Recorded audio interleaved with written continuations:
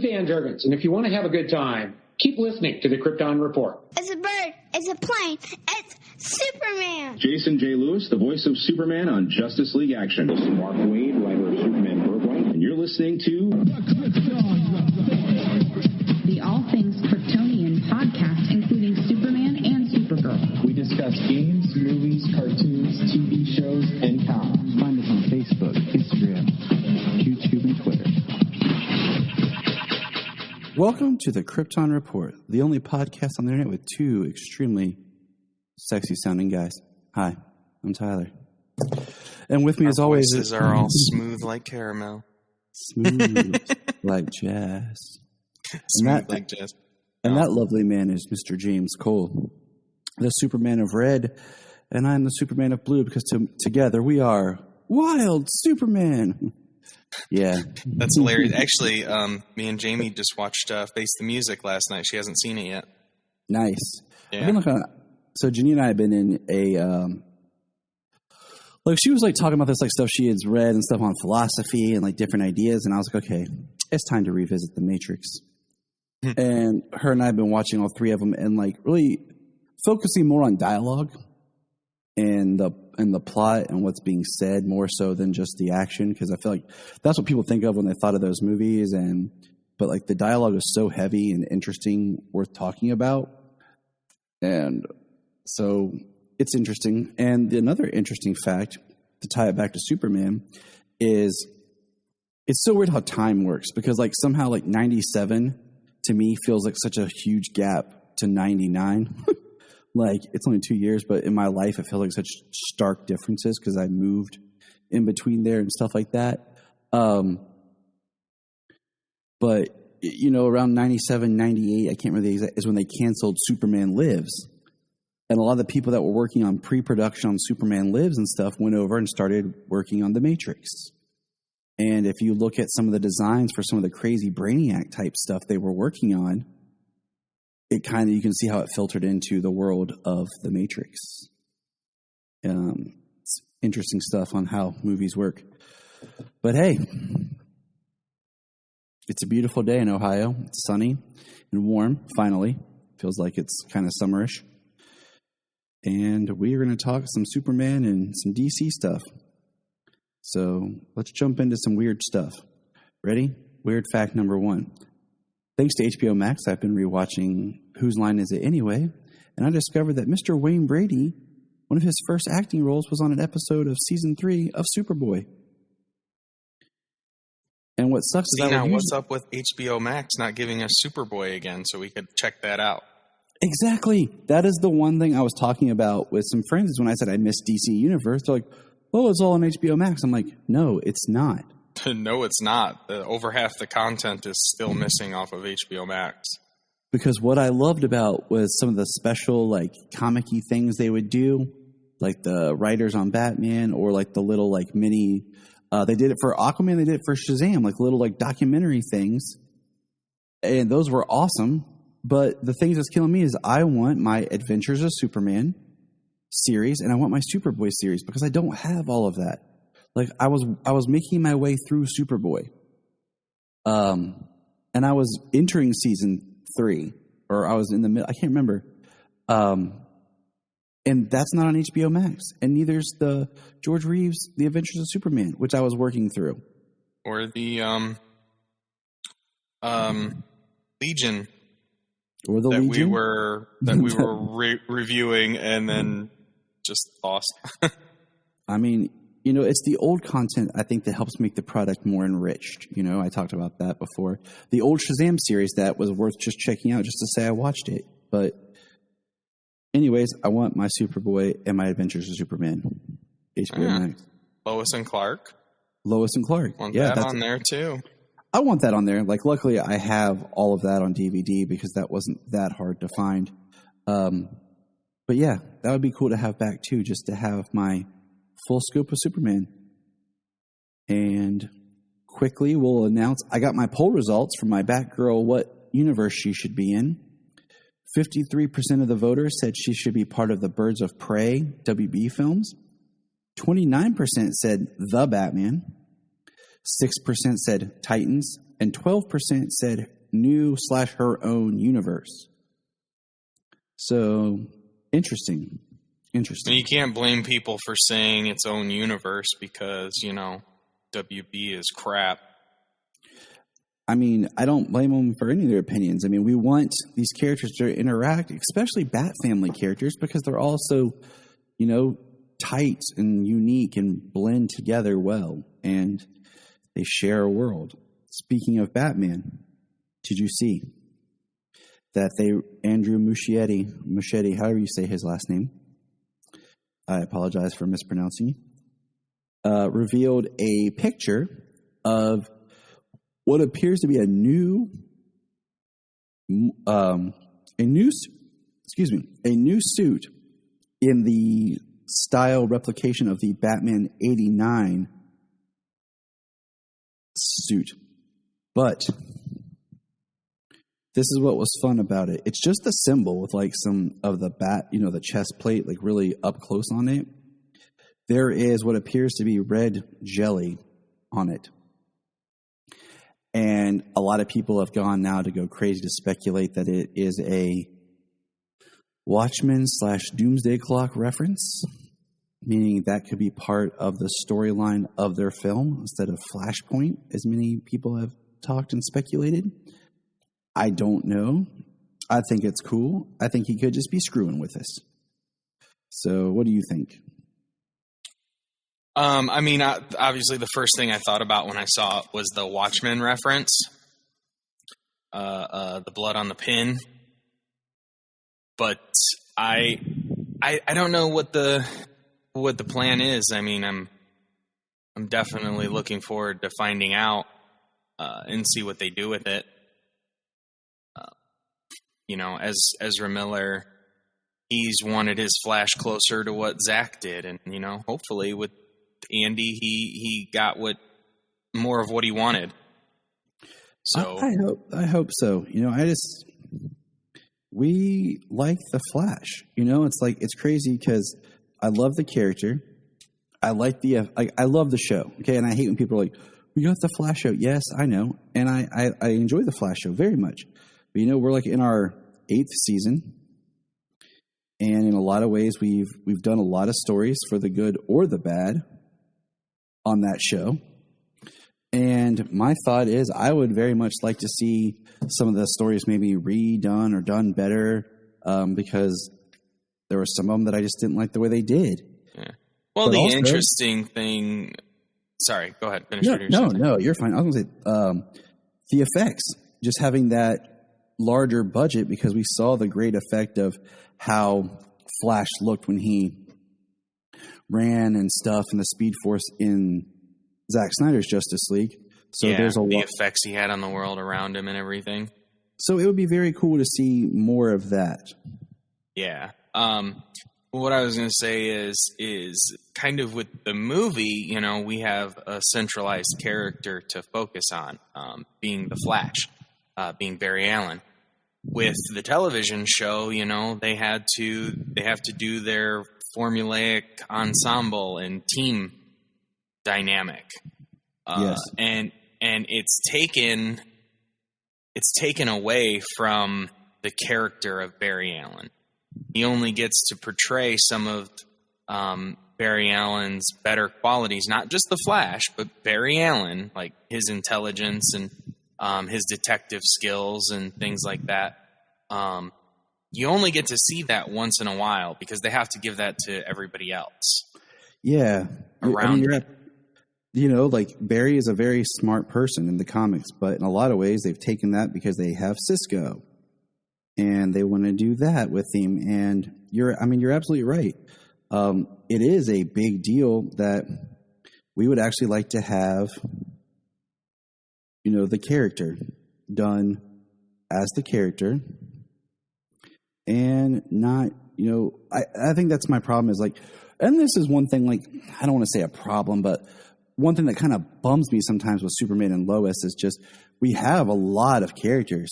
If you think about it, we have that we're trying to service and we're trying to get their stories, and they're all good characters. I just at times I'm like, man, I really want to just focus on Clark. I really just want Clark. We have the Sarah, the Lana, Kyle.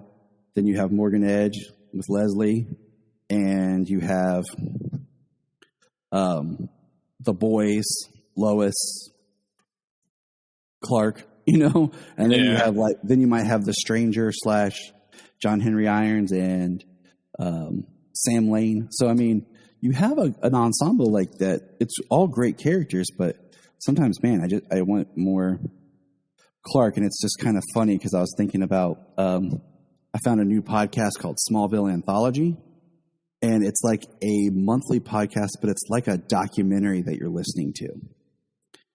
Because like there's a narrator who's pulled quotes and stuff from all time of Smallville from different sources, and is bringing that into the podcast. And it's just, I was just thinking, like, man, back, you think about that story, how you mainly just had less characters, like you were really following. And you're like Clark, Lex, sometimes the parents, Lana, but mainly Clark.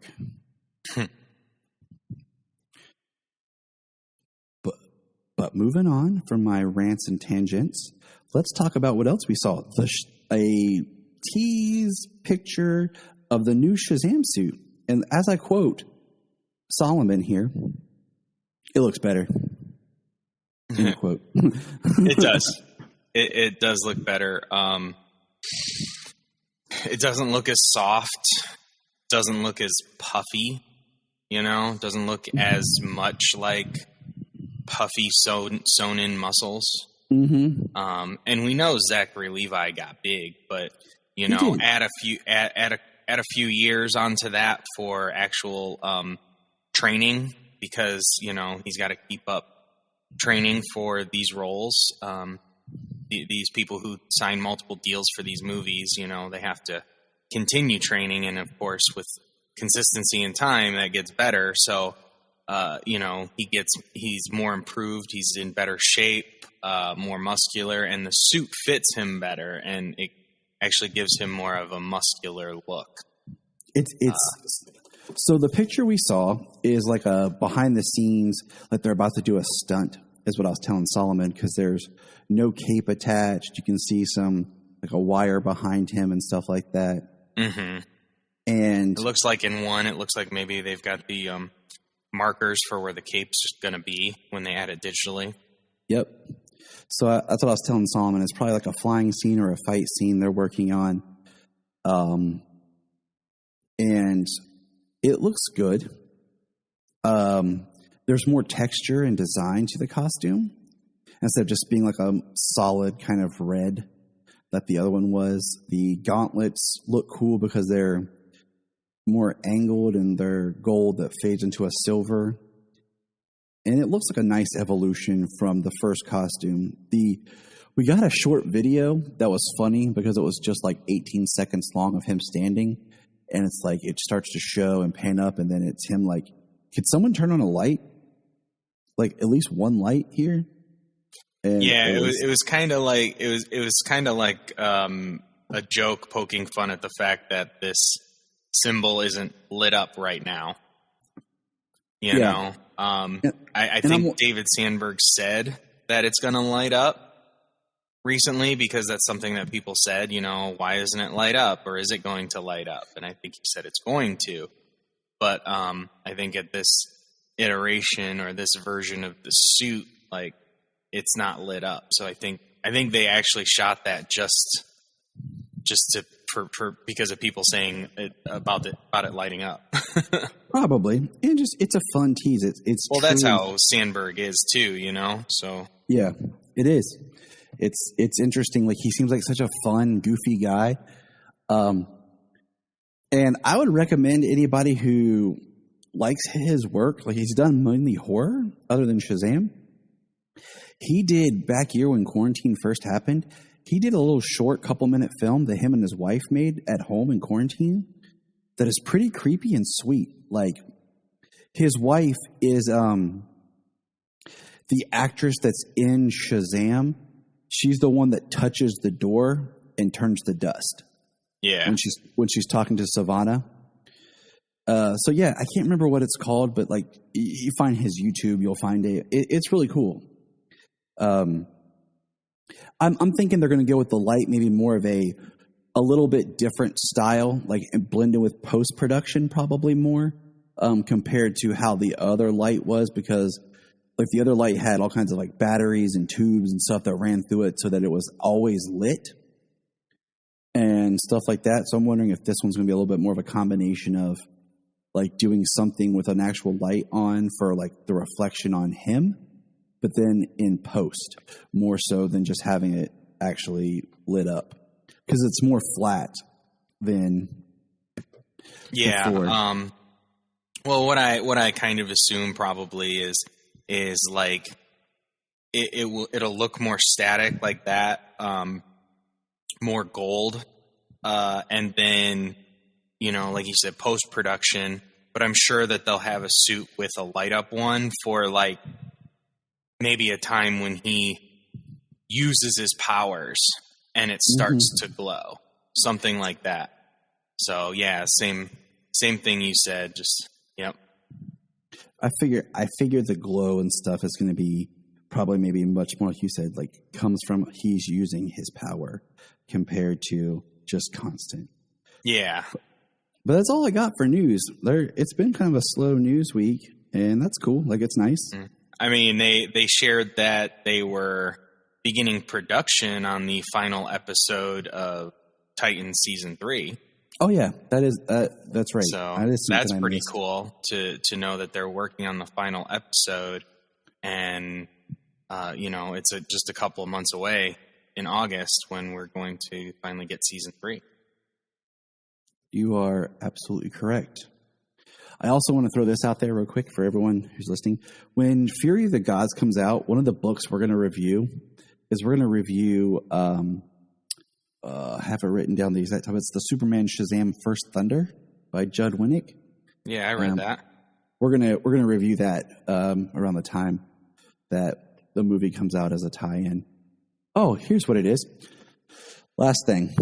I got my 4K Blu-ray of Zack Snyder's Justice League.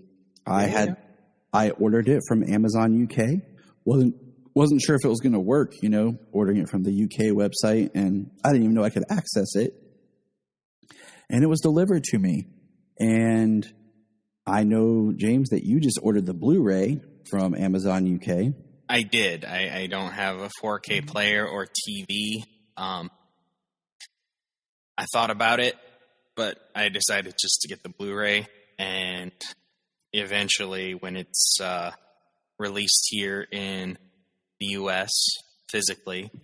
If they ever will. The thing is, you know, what I said before, I think I posted it on Twitter, was HBO Max is only available in America for now. It's going to like South America or Latin America in June, so this month. Yeah.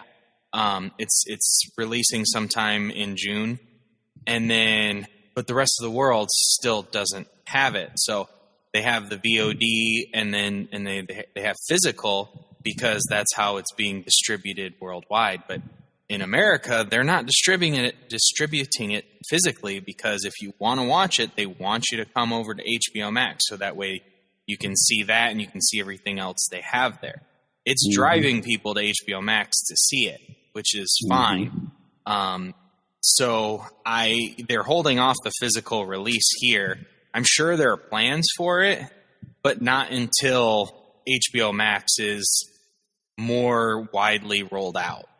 And, you know, hopefully this Warner Brothers Discovery merger, which we did get that name this week, Warner Brothers Discovery, very original. I think Warner Discovery would have been better. Yeah. Just call it Warner Discovery or WB Discovery as opposed to Warner Brothers Discovery. But hopefully, you know, with that worldwide market, it'll be able to roll out, and, you know, hopefully we'll get that physical here, because I'm definitely purchasing it again on 4K when when I upgrade and I have the ability to.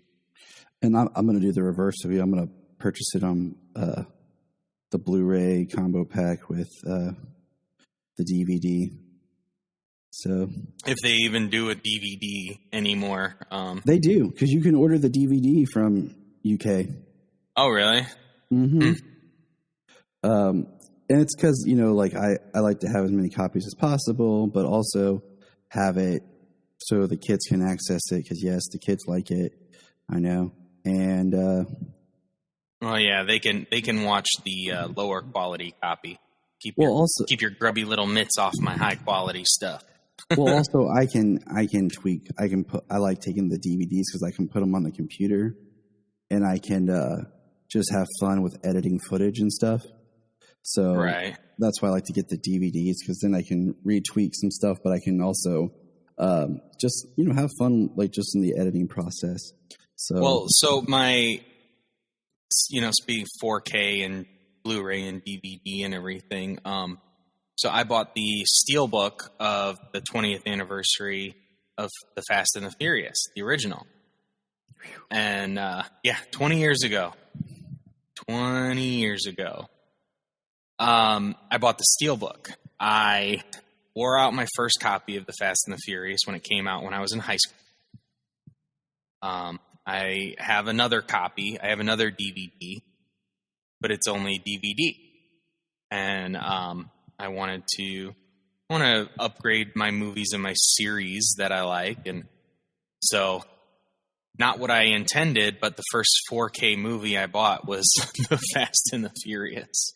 It's also easier to like lean into that when it is something like, oh, here is the 4K with the DVD, with a Blu-ray. Yeah, Blu-ray, digital code, and a Steelbook case.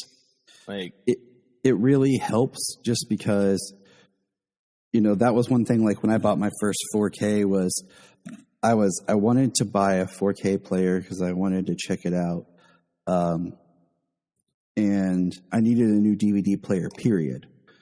So I was like, okay, so we'll just buy the 4K.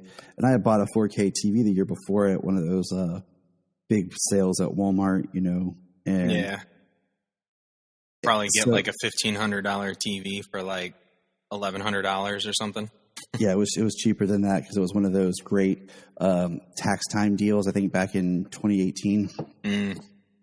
Oh. But something like that. Like, I can't remember time. Anyways, it was just like, okay. And then the combo packs helped, because then, you're like, okay, I can do this, because I still, if my 4K player, because I only have the 4K, in the one room, and I have more access to other players. That's, the world we live in. Oh, absolutely. I mean, yeah, I have one Blu-ray player. I don't have multiple Blu-ray players. When I get something new, it'll be a 4K. And I mean, technically, I have 3 Blu-ray players just because I have the old PS3 that's going to be in the kids' room when we move, and I have the PS4. Right. Which used to be in the bedroom, but Junia brought it out here to play.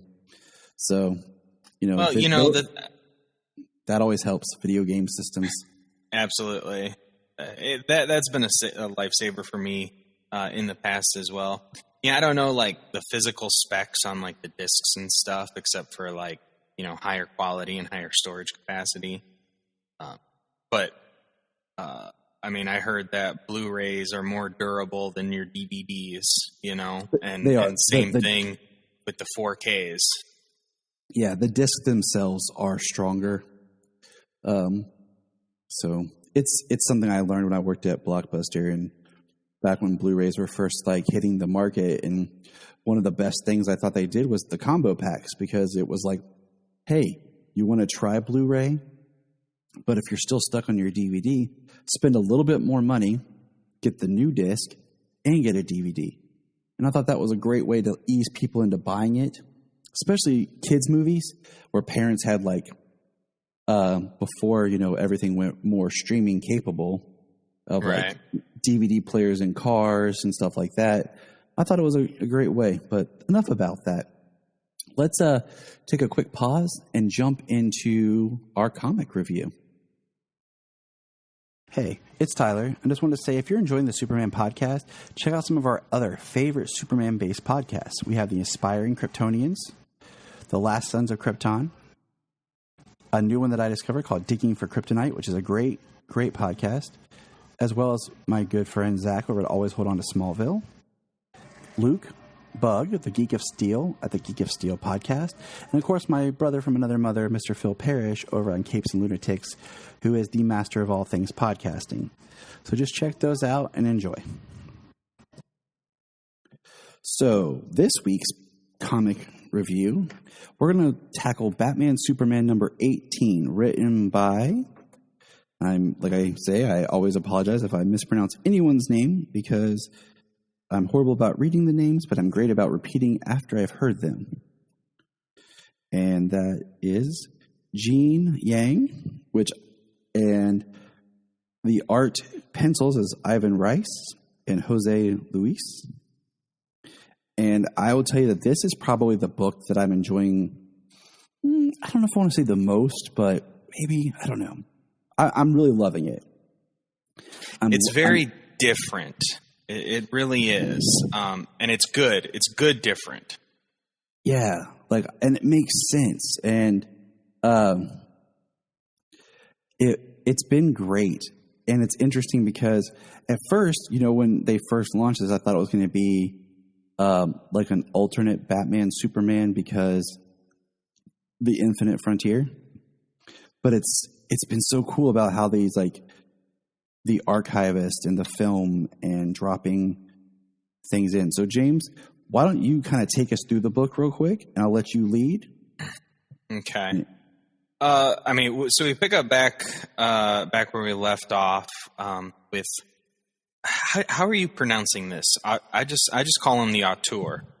I think it's auteur 0.10 or 0.10. Okay. I'm just for short in my mind. I'm just saying auteur.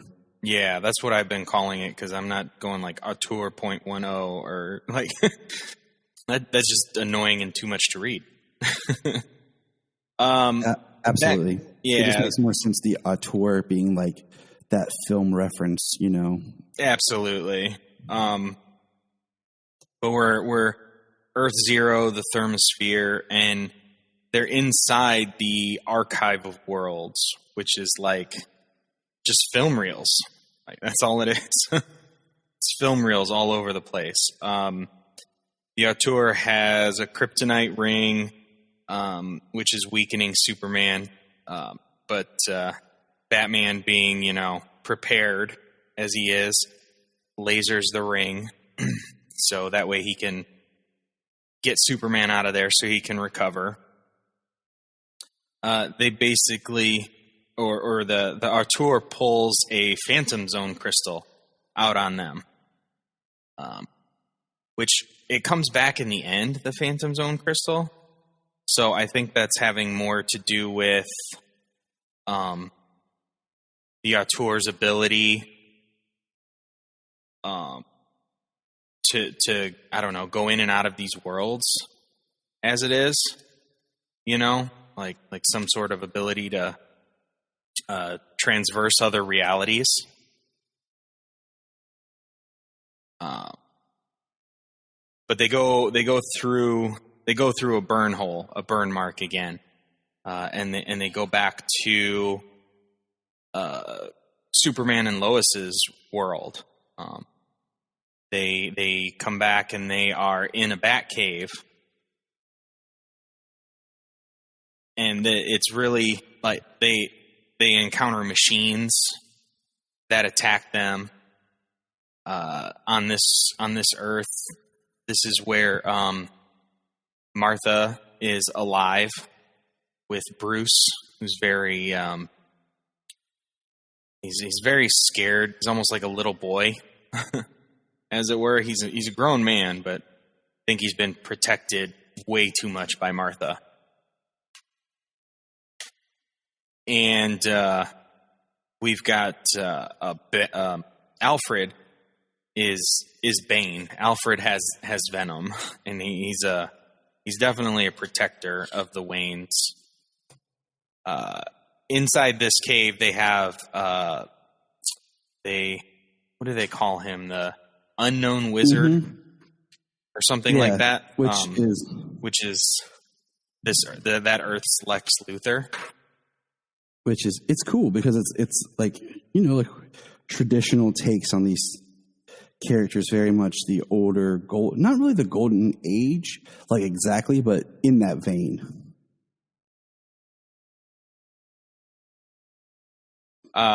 Yeah, like they seem very golden age. They're also like original. I mean, we got Martha Wayne, who's alive, and a man-child Bruce Wayne, who's been coddled by his mother for far too long. And Venom steroided out Alfred. It's like, dang. We miss Alfred, and this is the Alfred we get. It's like, but okay. Right? Super jacked Alfred going all roid rage on people.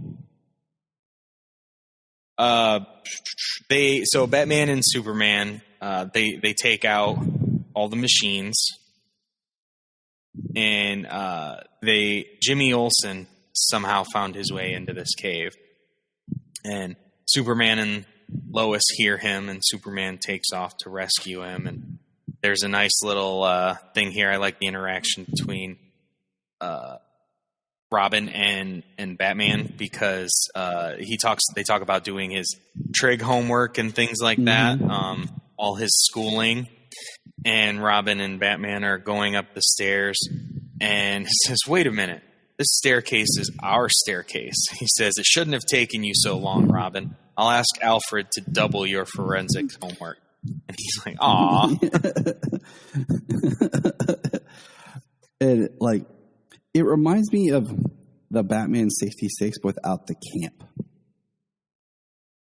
It's got that punchiness, but not the camp style. So there's not the old chum or the haha, like it's the nice, like little, just kind of like you just said right there. Like he's got learning to do. Like he has to study. Now this is what's interesting is when they get upstairs and you see young, boyish Bruce hiding behind his mom, and there's Batman, and Batman's like, "Mother," and she shoots him in the shoulder. And we see more of, I love the juiced up Alfred getting punched by Superman. Yeah. I mean, I like the episode of Batman or Superman the Animated Series where he's pretending to be Batman and he decks Bane. So that is one of my all-time favorite episodes. Mine too. Because Robin's fighting Riddler and Mad Hatter, and they all pause and look like, "What?" And Robin's like, "He's been working out." I love it. I like how he's like, when Superman's like precise muscle control, and he makes Bruce's voice, and then he makes Robin's voice, and he's like, "Don't do that again." Yeah. Martha's to the point of she's overprotective to the point where she is violent and mean. Like you said, she shoots him. It's funny though too, because the gun doesn't really look like a gun. It looks kind of like a blaster from some sort. Like Buck Rogers. Something about what they would have made guns look like in the past if they said this is a gun from the future. Mm-hmm. Exactly. And Batman and Robin escape, and they get in the Batmobile that's flying or a car, because Superman is underneath. And it's a great little shot. And I like how you're like got Jimmy Olsen chatting with Robin, kind of like, sidekick, friend to friend kind of thing. And you have Superman doing the heat vision to cauterize Batman's wound. Yeah. No matter the version of Batman, he's still a badass. He's like, "Superman, cauterize my my gunshot wound." He's like, "Ah!" And we see Well, what's cool is an extra shirt, an entire first aid kit, anything you don't have in that utility belt, Batman, a cauterizing iron. Thank you, Superman. So it's like something he'll carry. It's like, all right, I learned I need a cauterizing iron. So he's going to, like, just bringing it up. He's going to, you know, that he's going to make one to be able to take with him. Exactly. In case he has to do that to a wound. And I love, like, that we're in this. I think it's so cool when you have, like, past. It's the past, kind of, with, like, futuristic technology is always fun to play with, because Jimmy says, I snuck Dr. Luther my portaphone. So, you know, they have phones, and Dr. Luther is talking about a meeting, and then they meet, and there's Martha, Luthor, and the Dr. Adam. Yeah. And he has a serum he's giving to Martha, and she looks sinister in the picture where he's handing her the vial. And I did not see this coming. Did you? No, I did not see her just jabbing it into him. So Martha stabs her Bruce son. She says the best way to protect you from monsters is to make you into one. And she stabs him and injects the full serum. Meanwhile, Dr. Adam has a kryptonite necklace. And my first thought was he was turning into Bizarro. But no, it's like Solomon Grundy. So it's Bizarro because he says everything backwards. It's interesting because, like, what you not do to me? Mommy tickle me with needle, now my skin gets soft, me grow weak. Like he's talking like Bizarro. Everything's like the opposite. Me not beat Superman's face to pieces. So it's like Bruce has become Bizarro. But after everything is said and done, when they stop Dr. Adam and they get through to Martha, the serum is wearing off, but it only wears off on half of him. So this Bruce becomes Two-Face, yeah. But this Two-Face isn't just scarred and like he's half Bizarro, half Bruce. Yeah, but he's Two-Face. It's interesting. He reminded me though, like just the way they draw him, like more Grundy-esque, and kind of like Boss Grundy from Injustice. Well, definitely with the suit, but he's wearing a nice suit. That's I can see probably that's why. But I straight got Bizarro from the speech that he has, from the way he talks, and then his last line. But not the other half. It's like I have two faces now, one human and one not bizarre. Me forgive you, mother. Me not going to kill you for what you do to me. It's heartbreaking. I like how Batman tells Superman the wallop. And he goes, wallop, ha. And that's when he punches Bizarro Bruce. But the more important one is when you have Bruce facing Martha. And he says, the scheme you're running with Dr. Adam, turning one world into heaven and another into hell. You're only alive because I didn't aim carefully enough. I won't make the mistake. And, Batman tells her it's over.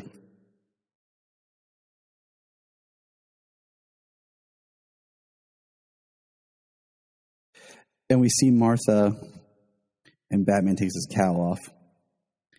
And she kind of breaks down and like, what have I done?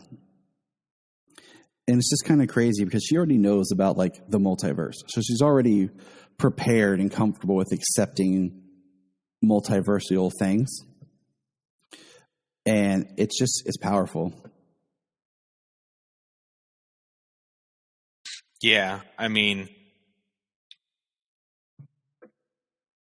when she thinks about what she's done and what Superman and Batman are trying to do, you know, and then she comes face to face with another version of her son, who's not scared, who she hasn't turned into a pansy and then a monster.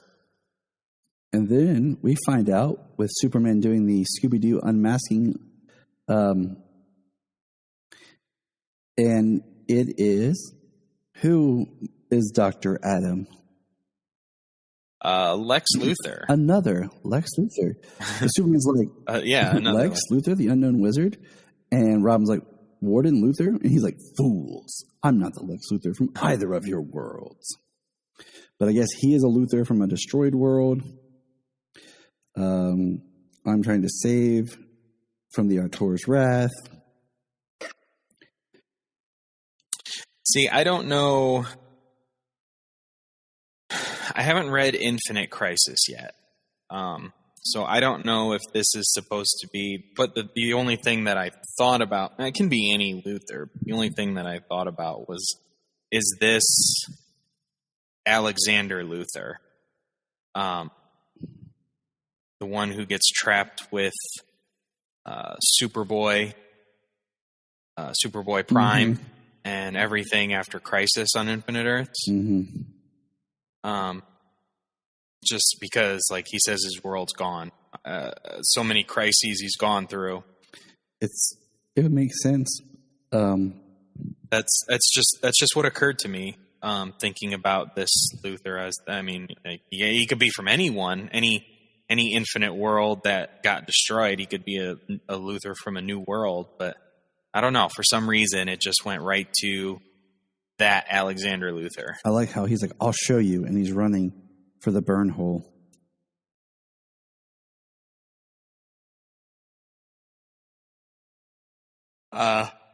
Yeah, he runs, he dives through the burn hole, and you know, the Superman and Batman characters that we've been following kind of come out of the burn hole on the last page with Luthor, and they're small. They're there with the Auteur, with the Phantom Zone crystal. So it's like all this happened in between. You know, from the beginning where the Phantom Zone crystal shows up to the end, like all this happened at parallel times. You know, because he pulls out the Phantom Zone. He says a Phantom Zone crystal. He said that earlier, that same line, a Phantom Zone crystal. And Batman was just over his shoulder the way he is. And so I think this all happened like parallel on one Earth and another. That's what I thought. And then what I find interesting is when they come through the burn hole in the film strip, and he says, the reality behind all realities. And there's, you know, the Batman, Superman, and Robin that we've been following, but they're like small. And then there's the Superman and Batman of our current, like, prime universe or whatever. And they look, Earth Zero, giant. So it's great. Like, I like it. I would even like more adventures of just this Batman and this Superman kind of bouncing between each other's worlds. You know, the differences and what's going on there. Yeah. But I enjoyed the book a lot. I look forward to each issue each time. Oh, yeah, me too. Just as a note for a couple other books like that I'm enjoying thoroughly is Tom Taylor's Batman the Detective and Wonder Woman. The one with Diana. I haven't read number 1 yet with Yara Flor. The one written by Michael Conrad and Becky Cloonan, art by Travis Moore. The one where she's in Asgard. What do you call it? I got Junia, because she was talking about some stuff the other day. I got her the Wonder Girl, Yara Floor, like self-titled #1. I got the Stargirl, like Justice Society or whatever special with Jeff Johns. That was pretty cool.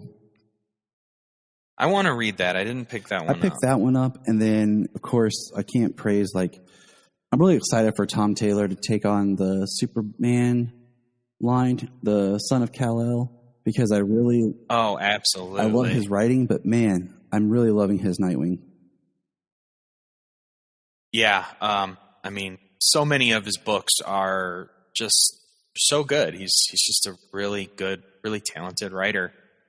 And, I can't wait for him to be on a Superman book. I liked his John from Injustice. Not Injustice, sorry, Deceased. Tom Taylor wrote Injustice. That's for the confusion. He did. Right? For anyone. Yeah. At least like the first 3 years. Yeah. 2.5, 3 years. Yeah. So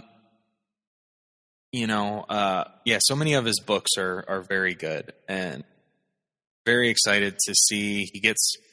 And what's really cool is he gets to take John, a relatively new character, and give him his first self-titled book, because he gets to write his first stories, his first self-titled stories. Yeah. So that's really big.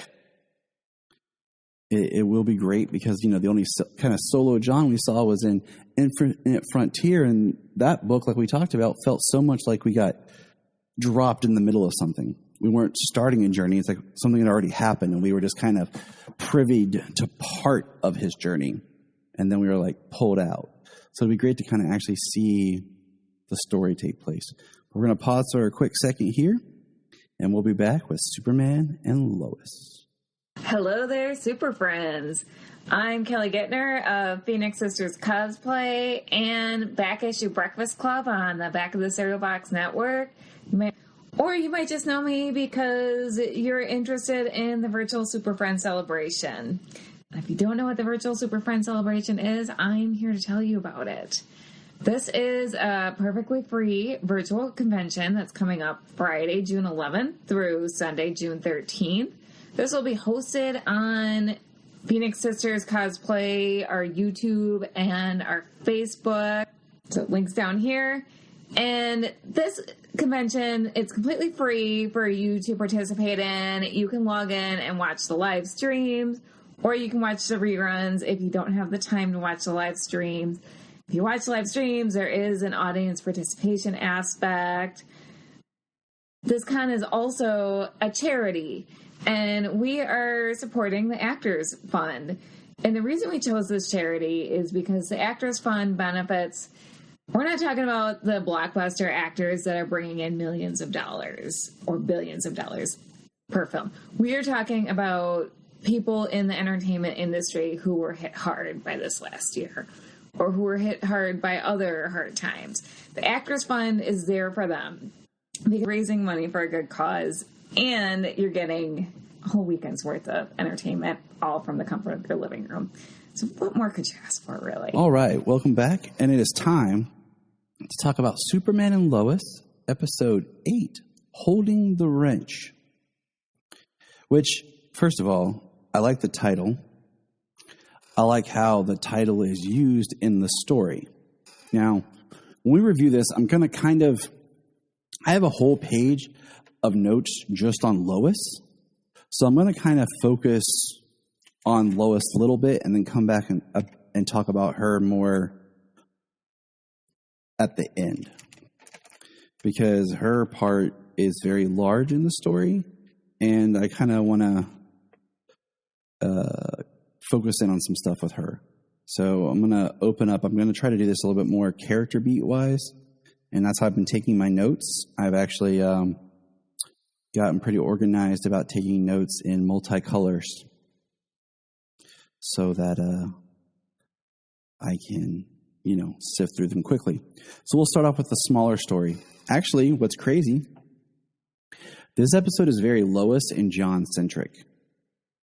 And I like that. There is not much Jordan in this episode. And Jordan has probably the least amount of screen time in this episode than anybody.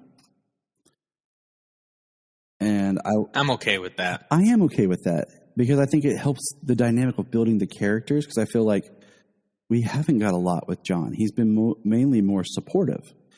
And also, it was nice to have an episode where Jordan's not screaming and yelling at somebody. It breaks it up. Or just being the focus, you know? I mean, yeah, he's the one with powers. He's the one having more troubles in different ways, but you know, we definitely need to give other characters, especially his brother, the same amount of time. Right. Exactly. So we're going to kind of start here. We're going to start and follow along. Ready? Here we go. Okay. We find out. We get our Lana and Kyle. We'll start with them because they're small. Kyle wants to be in the program from Edge. And I still think that's weird because he's not an employee of Morgan Edge's, and Morgan Edge is like hiring special people for this leadership thing, like within his company, not like a leadership program of like building the community. So just throwing that out there. And I like this scene because it starts off Kyle's being a really good dad. We find out it's his day off, and Sarah, there's an audition that she can for like a talent show or the theater. That wasn't real clear because they talk about kind of both. And Kyle's like, I got my guitar. We can work on some songs. He's being a really supportive father, and he wants to push his daughter. And she's like, okay, all right. And I wasn't exactly sure what day of the week it was, because I felt like the way they pop in and out of school was very weird. Because we see, we see Jordan, and Sarah in the hall, and he mentions, oh, you're a theater kid? And she's like, oh, yeah, I'm signing up. And he mentions that he plays piano or played piano. And then with his anxiety and stuff like that, he had to quit. And then we cut back to Kyle at home with Sarah. And he pulls out all the sheet music he has, and he starts playing the guitar. And he has a really great quote about fear is just like short pain and regret lasts a lot longer. And he says something to her along the lines of, if the desire to sing is stronger than the fear, you have to go for it. So they start practicing. Okay? So you're following me. Sarah was at school. She's back home. Right. All right. So we'll continue with good old Kyle here. Now, Kyle is going to see Lana to show her a video of him and Sarah practicing. I'm going to throw this out there. He shot the video on his phone. Okay? You following me? He couldn't have messaged the video to his wife. Send a link, Dropbox, depending on how big it is. But he wants to be there at her work to show her. He's not bringing her flowers or food or anything else, just wants to show her this. And he runs into Leslie Lar, who basically tells Kyle, like, oh, we're so sorry that, you turned down the offer for the program that Morgan wanted you in, blah, blah, blah. Kyle goes in and immediately interrupts Lana and is like, we need to talk.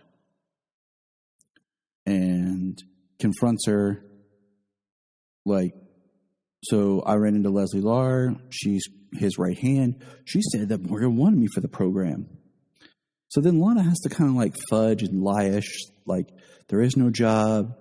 Edge respects you, but you're not leadership material. And they kind of argue. And, he's angry and he leaves. So is Leslie Lar trying to cause problems between Lana and her husband? What do you think? Well, I mean, I don't know if she's trying to cause problems. I mean, she knows that for a fact with how hard he was pushing, he would have jumped at the offer. So, I mean, she might have some things about this, but we know that Lana doesn't want anything to happen to him, and she's spying for Lois. Mm-hmm. So, I mean, she's lying to protect him and lying to him so he doesn't know that she's spying. And so I just think that the lies are colliding mostly. Uh-huh. I'm just kind of interested in, Leslie Lar's position here. What exactly she hopes to get out of this. Yeah. Well, I mean, if she's a resurrected Kryptonian, I might be spoiling. Now we're good. What is happening? I think we actually got that information last episode. You and I have speculated that since the first episode where the guy was talking about not being himself, and the idea that they're not just giving humans powers, they're resurrecting actual Kryptonians somehow. Yeah. So yeah, I guess maybe I'm not spoiling it, but there's just more evidence in this episode. Yeah, she's got stake in that. If she's really a resurrected Kryptonian, I mean, maybe she's the only one, and she knows at this point she's the only one. She's the only one who's lived that we know of. Last guy we saw self-destructed and whatnot, but she could be a Kryptonian with her own agenda, and when she gets more Kryptonians reborn, then what do they need Edge for? That's exactly what I'm thinking. And, part of my speculation has been that maybe X-Kryptonite affects Superman's mind, or because we saw Clark standing there with no effect with the X. Or her agenda, she's going to use, I don't know, black kryptonite or some silver kryptonite, whatever, red, whatever, on Clark to turn him or get him on their side, which I really hope doesn't happen because I really don't want another mind-controlled evil Superman thing going on. And the other thing is I positioned this to Junia, and her name is Leslie Lar. And I'm like, I think about names because, I've seen it both ways, but I've seen Larvon and Lorvon, like Lor and Lar, for Lara's father's name before. And I'm just like, I wonder if she's going to be somebody like, Superman's, I don't want to say his mom, but maybe like his grandma, I don't know, or somebody like connected farther back in the lineage or something, or it's just where they just don't realize the names and they just put it in there. But whatever. No. Well, what I heard listening to another podcast discussing episodes, Leslie Lar, is another name, like an Earth name for a Supergirl villain called Lesla Lar. See, and she's a Kryptonian. I remember that too, but we also know how they'll do amalgamized characters or change characters. So they're both interesting hypotheses. So right. So Superman is stealing villains from Supergirl, just like she was trying to steal all of his villains. Got it. Exactly. So we'll jump ahead, continuing with our favorite people here. And we see the tryout auditions back at the school. We're back at the school now, okay? And it's Sarah's there. Jordan's sitting there with flowers. John walks in and says to Jordan, just small lines about, hey, I need to talk to you. You're the only person that I have here. And Jordan turns to him and says, basically, whatever's going on, we're in this together. And you can see that John's distraught. But then there's a nice twist because he sees the flowers and he's like, who are those for? And he says, support. He's like, you're so friend zoned, man. And you see John's attitude change.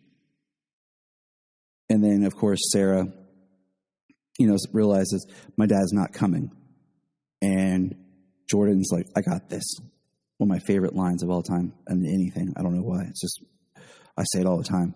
And Jordan's like, I can learn the chords. And then John encourages him, and Jordan goes up there and plays piano.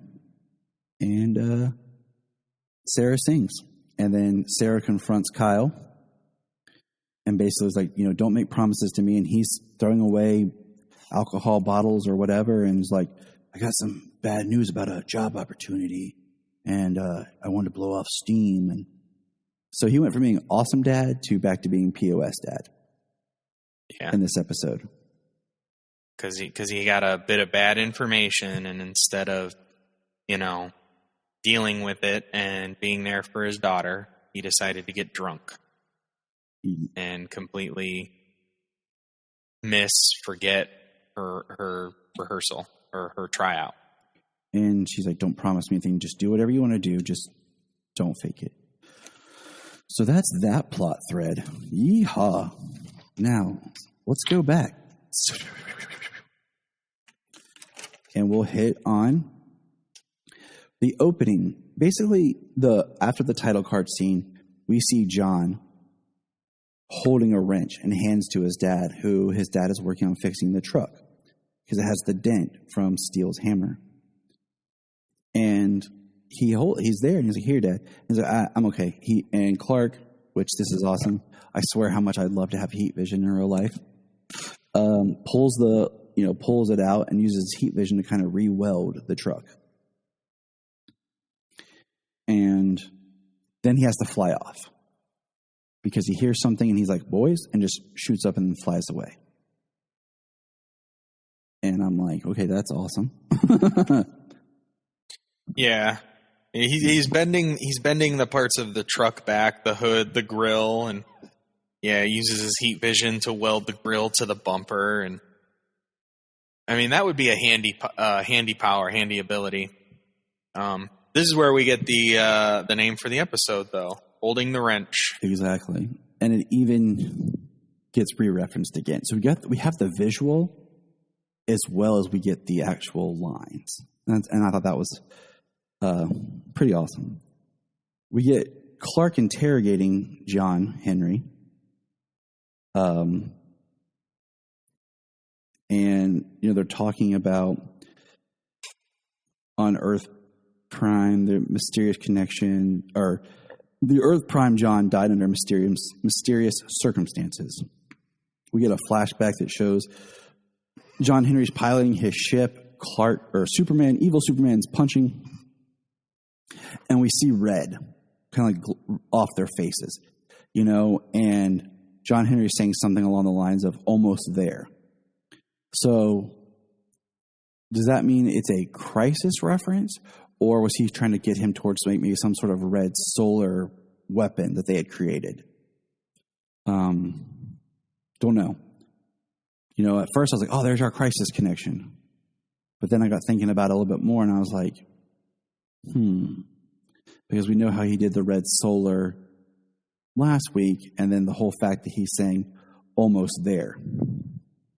Right. So I was like, okay, I'm not sure. Yeah, I really don't know. And we get my assumption is mostly crisis. And John is so gung ho about like how much he hates Kal-El and being a traitor on this earth, and I'm like. And we'll pay it off in a minute. So just kind of keep that in your mind how he is so focused and angry. Because this episode runs parallel with another story that we like to talk about. We get Clark and Lois kind of talking, and they reference, we've dealt with bad versions of you before. And I got thinking, when? Because technically, the other bad version of himself he fought really wasn't him, as much as it was a guy disguised as him using a magic book that we've seen. And, even possessed Brandon Routh Superman really wasn't a bad version of him. So, that's just food for thought. So this was the one that I had a chuckle at. They bring in this dude named Trask, who's going to interrogate John Henry. And homeboy is tall. Okay? So Tyler is 6'1". And I don't know how tall the actor playing John Henry is. But this dude has to be like 6'6", 6'7". Okay, I tried to. Yeah. He hasn't done a lot of work because I tried to find out how tall he is. Like I was Googling it like real quickly. But homeboy is tall. And it is, yeah. So they're going to interrogate him. Well, it's funny to see such a big guy bouncing off the walls. Yes, because we find out. So Clark has to leave. Superman has to leave. And we'll get there in a minute. Superman jets off to take care of something. And we have Trask and Rossetti escorting John Henry. I'm John Henry. Too many Johns. Back to his cell. And basically Rossetti kills Trask. He picks him up, throws him against the walls. And we find out that Rossetti has powers. He's one of the Kryptonian infiltrating people. That was a nice twist. Didn't see it coming. It tells us my thought for this was, when did this happen? Makes me wonder if Leslie Larr hasn't resurrected other people or other Kryptonians behind Morgan Edge's back, because it was just last episode, wasn't it, that he said she was the only person who has survived this process. And that's what made me think, when did this happen? And I totally see her. Yeah. I totally see her being like behind it and doing more. Well, she was the one with the guy's with the woman's son at the machine. Mm-hmm. So I totally see her. Not Morgan Edge, but she's the right hand. I totally see her doing more stuff behind Morgan Edge's back. Me too. Having her own thing. And I wonder if they'll do something else here where, and I hope not. I will say this right now. I hope not, but I'm just going to call it out. I hope it's not something where she's not really Leslie Larr. She's Ursa or Feora. You know what I'm saying? Right. And she wants to bring back Zod. Like, I'm just saying, I hope not. I hope they keep her Leslie Larr.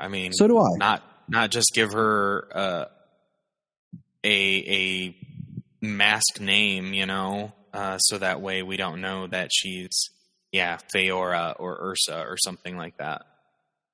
Like we've seen her. Like there's no reason that she can't be Leslie Larr and just have her own machinations for what she wants to do. Exactly. As a Kryptonian villain. Exactly. Now, John Henry had a line earlier, I want to say to Kal-El, before he was escorted off, where he says he will always take his own kind. He's talking to Sam Lane over mankind. And in my notes I put, so was there never an Argo City? We don't know. We haven't seen Argo City post-crisis. Or Kara. Like, Kara is his kind.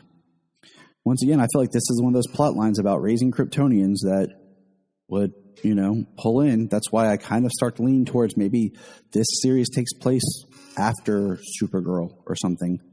Right. Well, on John Henry Irons' Earth, what happened with Superman was his coming to Earth, and was he raised by the Kents? Right. Like we have no history of that other Superman except for, he did some saving of the day. Mm-hmm. And then was he the same Superman up until that point, and then just did a complete 180? Exactly. kind of unlikely. And like I said, except for without like mind control or I don't know. Mind control, or like I said, black or silver kryptonite or something like that. So what we see here is, hold on, I'm following my notes because I'm trying to keep these plot threads because I want to go back. So jump back. Hold on. And you know, I say unlikely, but you know, I mean that's kind of what happened in Justice, but it's a little different. You know, yes, what he was forced to do, and then like you could see his character tipping further and further over the edge as the first year of the story ran on. Exactly, and that also had a huge inciting event. That exactly. So Superman comes back to the DoD, finds out that level 5 or section 5, what's going on, that there's Kryptonian weapons. It's Project 7734. Yep, Project Hell. And I love this line. Sam says, you go down there, there's a chance you might not come back alive. And Clark takes off. Doesn't hesitate, just goes. And this is where we kind of get our, I put Rossetti v. Superman scene. And he shoots him with an experimental synthetic kryptonite gas. And he shoots it. He's got a mask on, Rossetti does. And they're fighting. And Clark's weak, but he's still putting up a fight. Rossetti hits it a couple more times. We get a line from Sam Lane about, get down there, and if they're not in a red cape, they're dangerous. Lois arrives at the DoD. Clark pulls Rossetti's mask off. They keep fighting. And there's just gas everywhere. And then John Henry takes out Rossetti. What does John Henry use to take out Rossetti? A kryptonite spear. And he says the line that out of all the Kryptonians that he had killed, this was his favorite way of doing it. Yeah. So it makes me wonder how many Kryptonians there were on his Earth, because we only saw 4? Yeah. And we get the scene of basically John Henry standing over top of Clark with a spear of kryptonite. And Lois comes in. Now, John Henry has been asking to speak to Lois. And, Clark makes the statement of she doesn't trust you. And, he's angry like she shouldn't trust you. And Lois basically steps in and yells at him and says, I know the anger. She gives him a speech about the anger and the feeling the fault of not being able to save the ones you love. It's not your fault. But she says, it's not your fault. It's not his fault. Our worlds are different.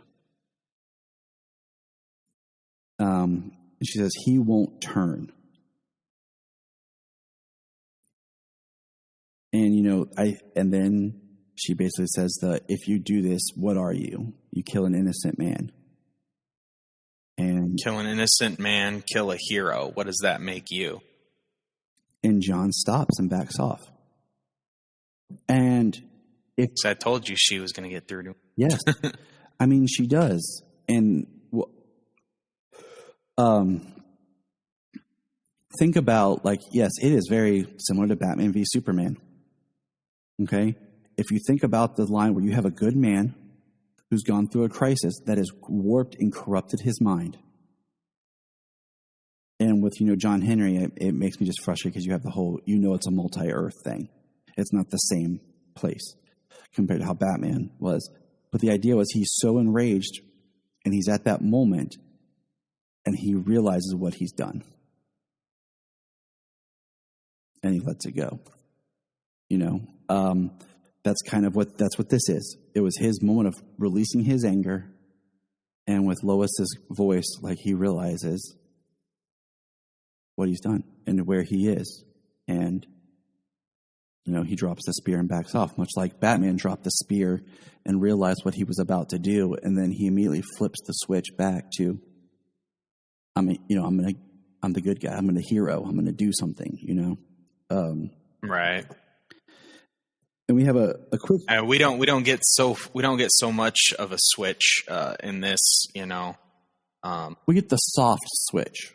Yeah, because they actually release John Henry Irons. On Superman's request, his and Lois's request, because we get a scene of John Henry is in front of the Kent house, and John Kent is looking at him, and he's like, "The guy tries to kill Dad, and now he's our house guest." Right. And but he's out there. He's got his RV out there, and we get, what do you call it? Excuse me. Lois and John are. Superman basically says it's an act of trust, and John Henry says, "I let you live. I'm not ready to fight by your side."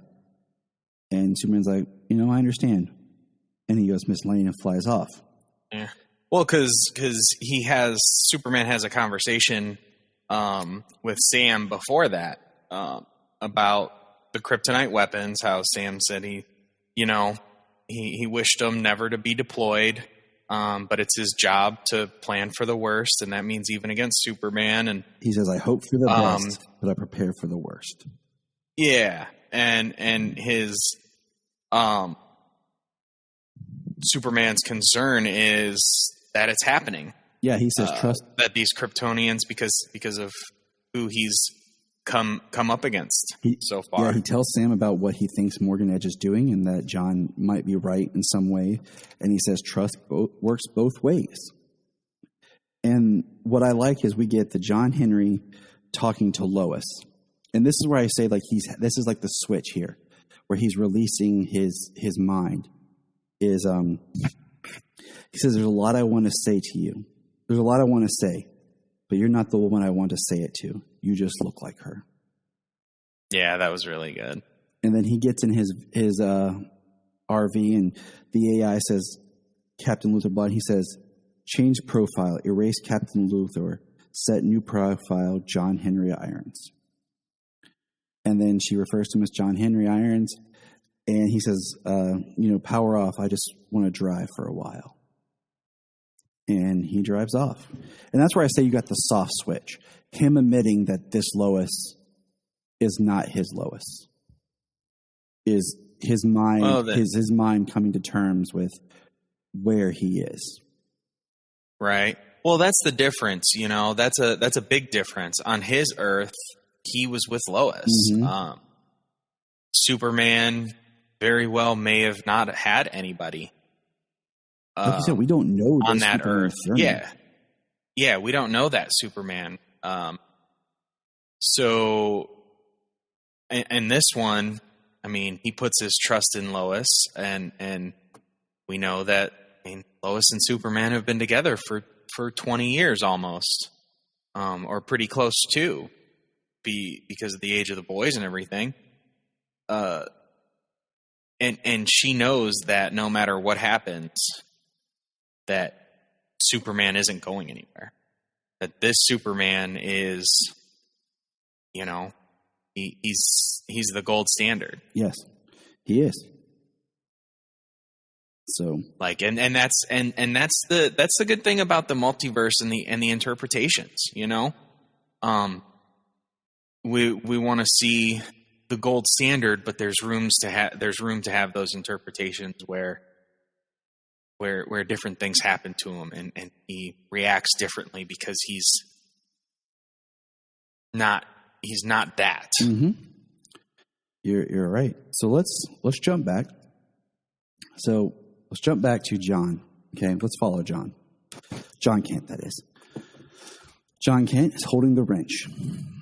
Superman flies off, and my daughter wants cookies. What can I say? And Lois basically says she's going to check out the RV. And John's like, "Can I help you?" So John and Lois check out the RV. The computer comes up. They start researching John Henry. When Lois gets on the RV, the AI, which is interesting here, the AI basically says, "State who you are."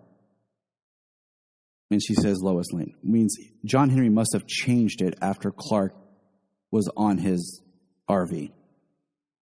Because they didn't do that to Clark when he was on there. Right. It just acknowledged a presence and acted like it was Captain Luther. Yep. So he must have changed that. So John and her are looking around. They discover things, and Lois tells John about the multiverse, about parallel Earths. And he says, are there people just like us on other Earths? She says sometimes, and that's when they discover the pictures of John Henry, Lois, and their daughter Natalie. Now we'll skip ahead for something real quick here. We get a beat later. John is back. He's at the computer. He sees Natalie and says something along the lines of, "Hey sis, I wish I would have got to know you." So that's kind of cool. He acknowledges her as some sort of familial presence. And then which is cool and weird. Yeah, I mean, yeah, it is. It's very sweet. It's very nice, but it's also is your mother from a different Earth and a different father? Yeah, I don't know. He's got to expand his mind, man. He can't be that narrow thinking. Right. I mean, I'd probably end up reacting in a similar manner. You would, because I think part of it is you would just look at it and you would see this Lois and still trying to process. You'd see her like your mom. Yeah, quite possibly. So he sees the video of evil Superman killing Lois. That would mess you up for life. You would need to, you'd have issues after that. Even though trying to rationalize it's not really them, that would screw you up. And he finds guns and weapons. And the AI comes online and basically goes to kill him. And he has 20 seconds. And Lois signals for Clark. That's why Clark left the DOD. He arrives in time and stops the bullets. But shout out to Jordan's acting. Because the fear on his face when Clark is over top of him is believable. Totally believable. I felt it. Yeah. Well, the fear on his face when he sees the video of what happens to Lois, that's his acting in this episode, though, dude. Is great. He's definitely the better of the two, in my opinion, of the boys. He got the stretch in this, and that's what was really nice. In the next beat, we have Lois basically ripping him apart, and he basically states he was looking for weapons. He states that he is unarmed, and that Dad and Jordan are basically walking weapons. And Lois just gets angry and lashes out on him and rips him and basically says, I don't trust him. You were acting behind my back. She yells at him to get out of her face. And his face, when he's getting yelled at, is just, I feel it. And then Clark turns to Lois, who's freaking out, and she says she's fine. And he's like, I'm going to take that as a no. And says, it's okay to ask for help. I want to be that person for you always, but would understand if I'm not. And, the thing that Junia and I both said to each other is, John was acting the same way Lois does. You think about Lois before Superman or when they first, whatever, she's reckless. She would go investigating, constantly putting herself in danger. And her son inherited those traits from her. So he is just doing what she would do. Investigate. And with it being your child, she has a natural reaction. But then, I know we're going to go into her story. Yep.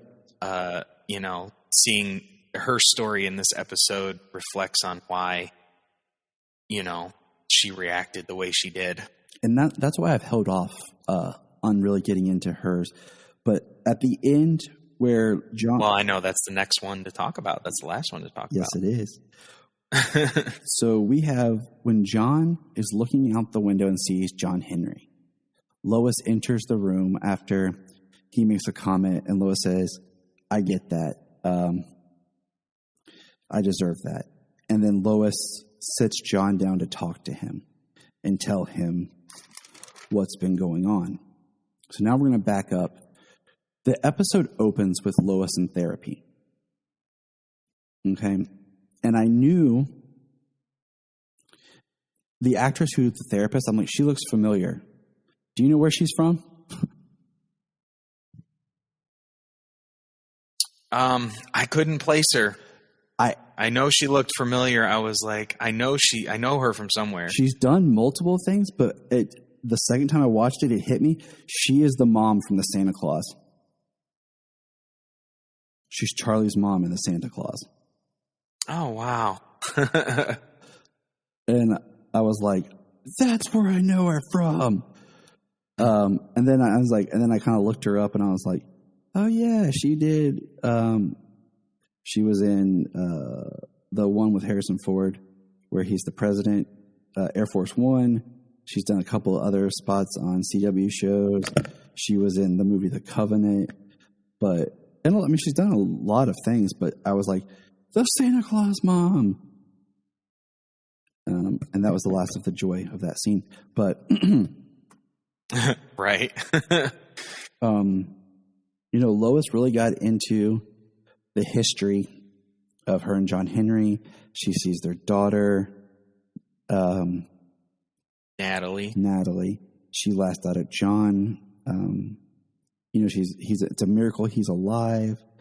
And she's going through the stuff with her therapist. And what you find out is she says, you put your heart out there, referring to her son, and you hope and you pray that he's alive, and you can't do anything about it. Your heart is just out in the world as a parent. And we learned that Natalie was Lois's grandma. It was Sam's mother's name. And that's who they were going to name her after. And what we find out is that Lois and Clark, when the boys were 18 months, had a miscarriage. And it would probably be pretty late in the pregnancy for them to know that it was going to be a girl. And yeah, halfway through. Lois is, fear and stuff is that she blames herself, because she states about, like, she went through the grieving process of losing a child, but it was because of me, and the therapist tries to assure her, like, it wasn't anything that you did that caused this, that these things happen, and a lot of times it's a genetic thing. And she goes on to how she thought she grieved, she took the time, she dealt with it, and that it still haunts her and bothers her. And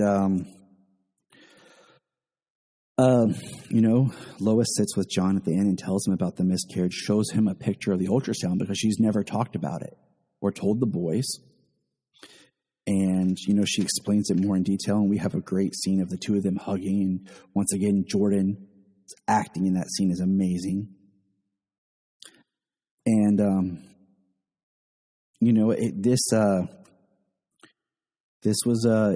it was good.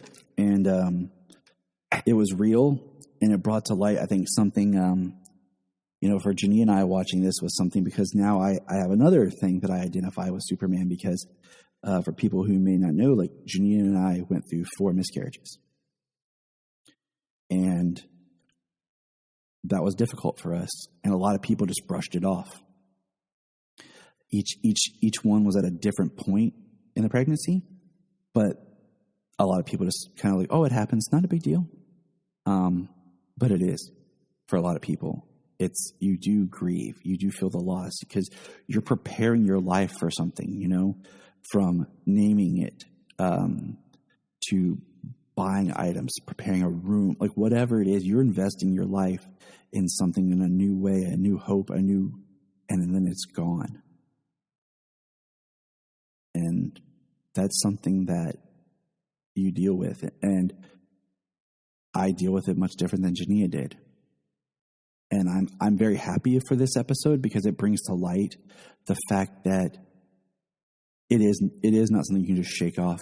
It is something that can really trouble and emotionally damage a woman.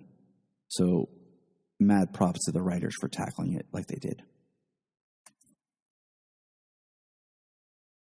Yeah, they handled it really well, and just to see those parallels on the other worlds, and Bitsy's acting along with Jordan's acting, her time in therapy and the time they spend together as mother and son.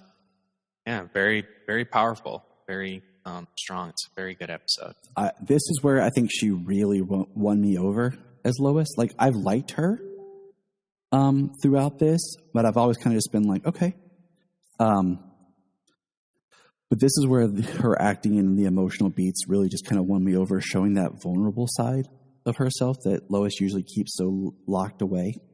And I feel like as much as we've gotten to see really great Lois and Clark interactions, I feel like they are still, because of the storylines and stuff, they are still like kept apart.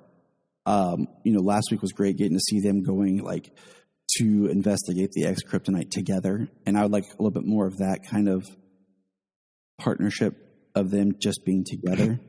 And then of course the one line I think we kind of skipped over was Clark told the coach that him and the boys are taking time off from football. I thought that was kind of interesting and weird at the same time because they're kind of just brushing off the football stuff. Like, oh, we're done with that. Mid-season, we're done. 2 players and the assistant coach all just quit. So, yeah. I mean, the season there couldn't be too much left of the season to begin with. True. And we are, speaking of season, we are in the middle. We are at the halfway point of season 1 of Superman and Lois. Yeah.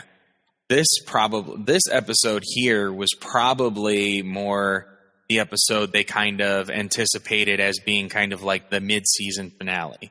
You know what I mean? Like the first half, we got the reveal of John Henry Irons and him driving off, and like the first half is kind of resolved, leaving the Morgan Edge and the X-Kryptonite and things.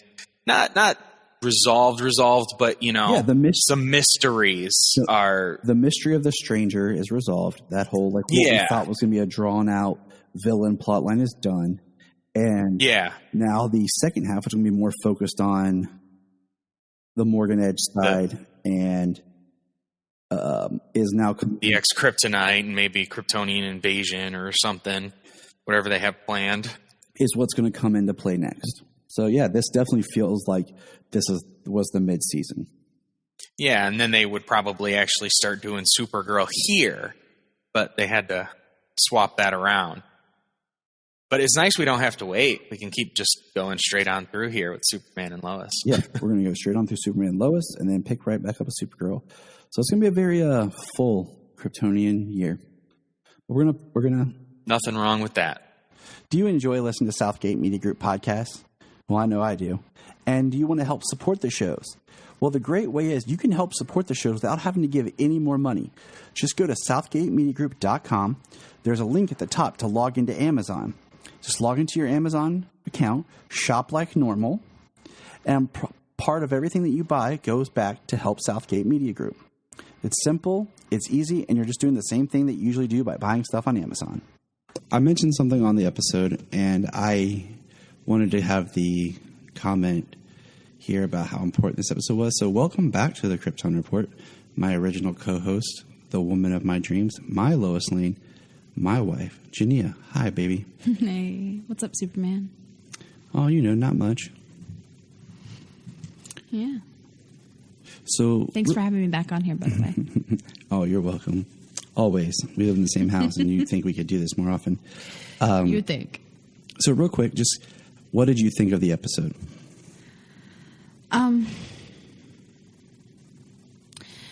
Yeah.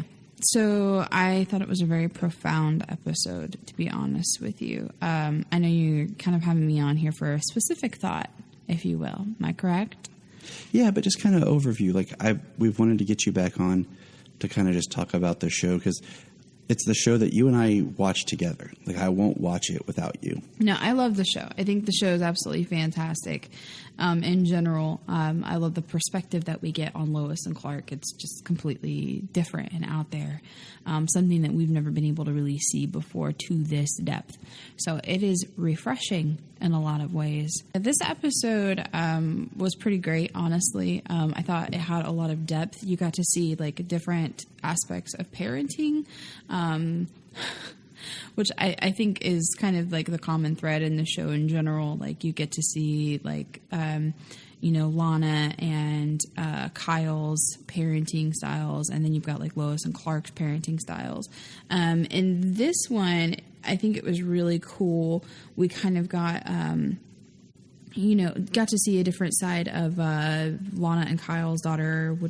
What's her name again? Remind me. Sarah. Yes, we got to see like a different side of Sarah in this episode, where she was just kind of like hiding herself more. And honestly, it was very much so like absolutely a mirror of Jordan. It just kind of gives you that feeling and that vibe of like what things that he's gone through, and kind of like even parts of himself that he's hidden. So they are very much so, kind of like similar people. And it was cool to see him like try to, encourage her and support her and be the friend that, she needs. So to see her like going up there and doing something that she was afraid of and singing on stage, and then, him kind of like being there for her was really awesome. But definitely kind of going back to the whole parenting style side of things, you saw what it was like for, Kyle not being there for Sarah, Kyle not showing up and doing the fun thing with Sarah. And that was, it's kind of what we're seeing with this character. Like, he's very self-absorbed. Mm-hmm. So it's just a little bit more enlightening into his persona. What I like is that, in the parenting aspect, Clark and Lois aren't perfect parents. No. And nobody is. They're giving them depth. And, that's like, one thing we said is like this show has a spiritual sequel continuation to kind of Smallville and Lois and Clark. Mm-hmm. And if you look at the Kents in both sets of those shows, like, they weren't perfect. I mean, you could say the Kents and Lois and Clark were more perfect, but it was also at a different point in life for their son and them.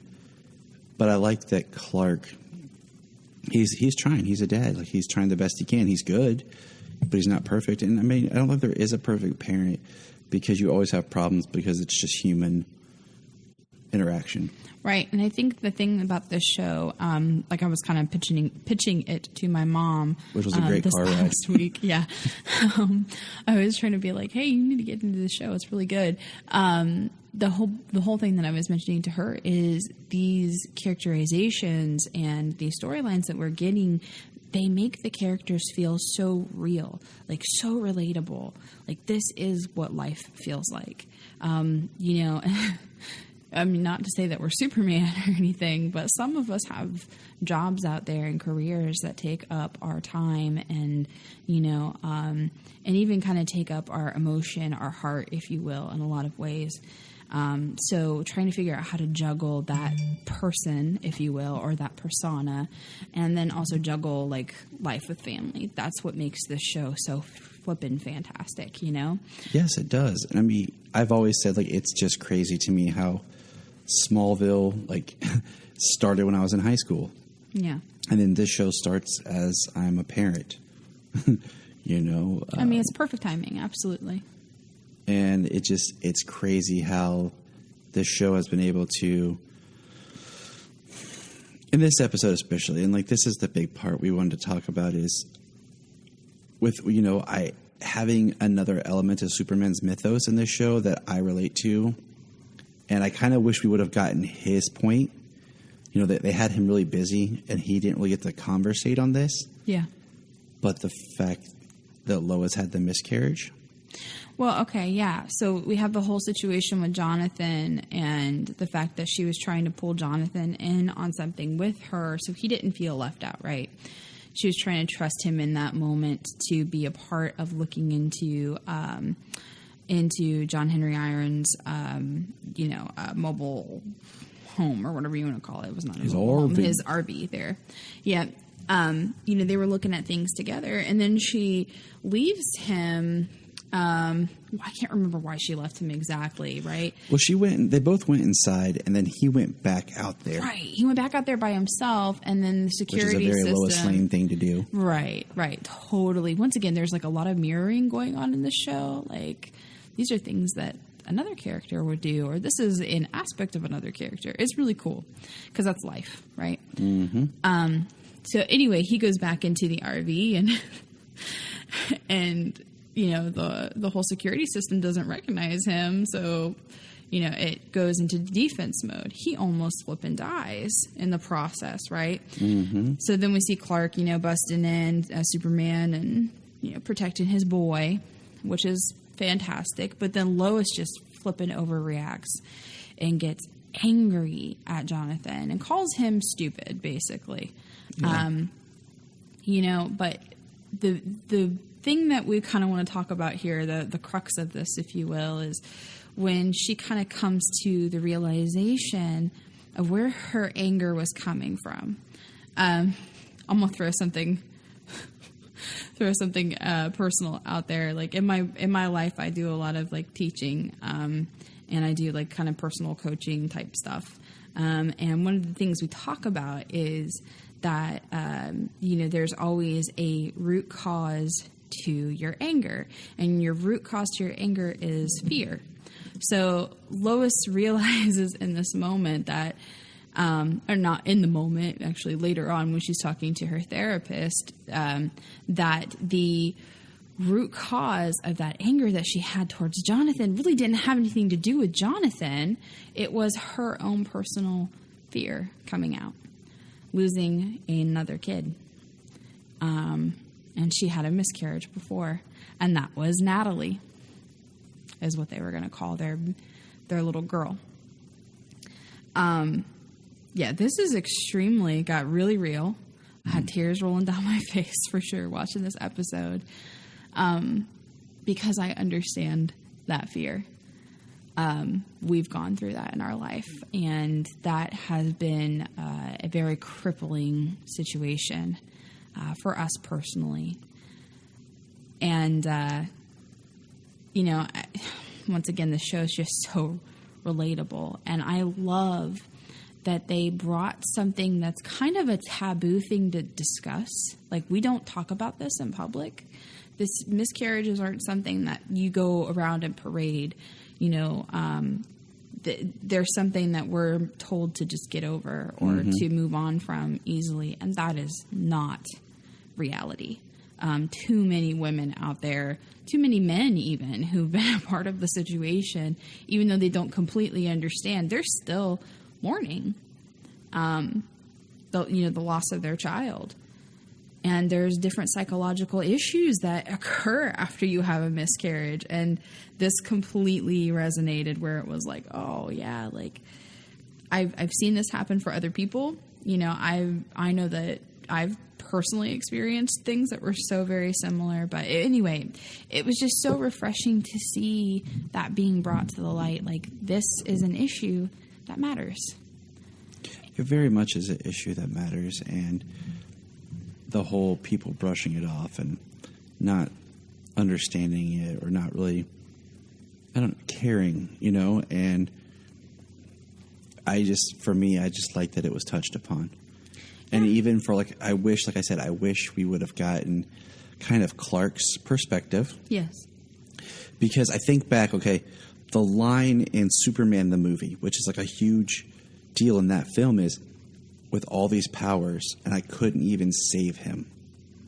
And he's talking about, of course, in that context, is his father. Right.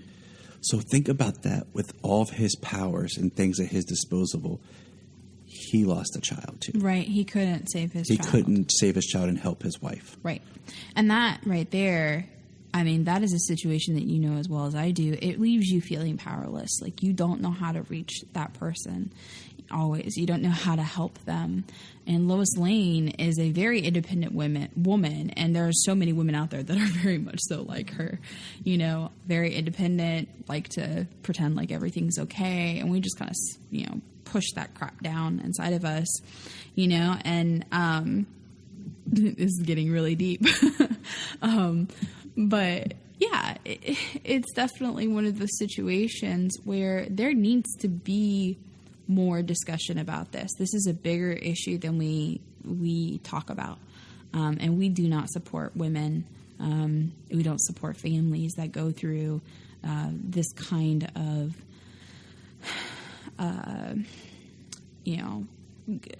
loss, really. A lot of people don't view it as a loss. But it is. There is a connection and a love, and you do preparations, like she was kind of talking about in the episode. You prep for that child coming into the world, and when they don't, it's it's heartbreaking. It's earth-shattering. So to see that, and oh my gosh, she did such a beautiful job, emoting that. This is the one scene of her as an actress where not that I thought she was a bad actress, don't get me there, but this scene proved to me that she is an actress.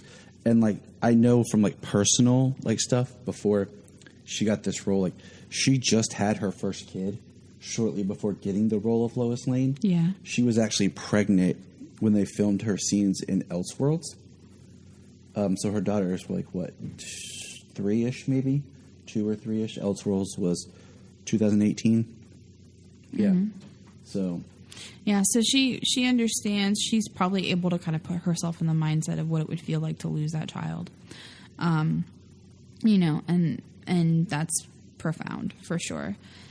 Yeah, so I definitely think that was, a fantastic thing to bring up. And it brings more to her characterization. Like, a lot of people look at Lois Lane and they think, super strong, like, can get through anything kind of woman. Like, she's more like the Woman of Steel, persona. But the fact of the matter is she also has kryptonite that can get to her. There's things that can really, tear her up as well. And we got to see a piece of that. We got to see a piece of her humanity, a chink in her armor, if you will. And that was really profound for her character. It gives her a well-rounded, relatable characterization. Yes, you're not just thinking, oh, this is just some textbook Lois Lane. Like, this is a beautifully deep, just kind of characterization. Like, just you're feeling with the growth of the character. Something I just thought about that I wonder, because we watched the episode, we bought it, the season on Apple. I wonder when it aired live if there was any kind of like title card, like after the episode or commercial, about like if you've gone through trauma like this or you had an issue, how to reach out for counseling, like they've done on other shows of similar things when they talk about issues like this. I wonder if that was something that happened. Yeah, I mean, I wouldn't blame them for that, honestly. Like, actually, I really would hope that they would do that. This, like I said, is such a major issue that is not taken care of the way that needs to be. Mentally, emotionally, we just don't support people who go through this kind of loss. It's real, and if someone is dealing with it, like it's an important issue that speaks to us, that touches us, and it's when something in fiction like this, like a comic book movie, comic book show, but when it hits home like that, like it stays with you. And I thank the writers and director and producers and everything for bringing up the subject matter with such a powerful character in such a way that it kind of brings light, like we said, to it in a situation where people are just, it happens, no biggie. You brush it off, whatever. Right. Yeah, it's not something that you get bereavement time for. Nope. I dealt with that with some stuff with jobs, but I won't go into that. Yeah, no, I'm just saying, like, it's not something that's taken very seriously. And in this, we're actually able to kind of, for people who don't know what that feels like or looks like, they're able to actually see that. And for people who have experienced it, they're able to recognize within a character that maybe they love and they appreciate that, you know, they're not alone. And I think that's why these things need to be brought to light and why this, for me, was such a great moment, because we need to be able to bring awareness to these different problems, honestly. So. Well, thanks, Ju, for popping in and giving us your thoughts here. We like hearing your voice and having you on here. I'll have to get you back here more often. My very, very deep thoughts on this episode. Yeah, it got kind of deep with me. But obviously you don't listen to me enough, because there was an episode that we recorded where I literally cried. Like, I cried because it was just such a beautiful story. Yeah, I mean, I can't help it. I go into like the, you know, the depth of the character and and even like you know, bringing in like the real world stuff that I deal with too. So that's why we're here talking about it. It's just to show the importance and how it does touch people who's been affected by this. So yeah, be mindful. I think that's kind of like the message here with this episode. Like, be mindful. And I know it's not the whole episode, don't get me wrong, but this part of it, like, be mindful of the people that are around you, what they experience, you know, try to be compassionate towards those situations that you don't see the value or the worth or the pain that they may be experiencing. Try to put yourself in their shoes. Try to understand that they're struggling, and, you know, if you know somebody who's gone through it, you know, help them, you know, be there for them, listen to them, you know, and if you've experienced it, I hope that you are also not brushing things off, and that you are taking care of yourself and taking care of the grief that comes along with it, because we can see in this beautiful example of what actually happens when you don't. And just remember, everybody, enjoy Superman and Lois. Shoot us any messages, thoughts, comments. Hit us up on Facebook, YouTube, Twitter, Instagram.